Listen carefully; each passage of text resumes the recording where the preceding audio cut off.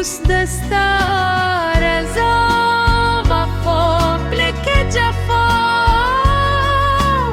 کری ما دستا جفان قبول که وفا کری ما درست جهان تشا عدات موقع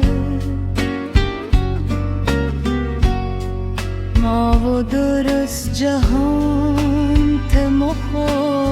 ما تشاکر تا و درست جهان تمخو ما تشاکر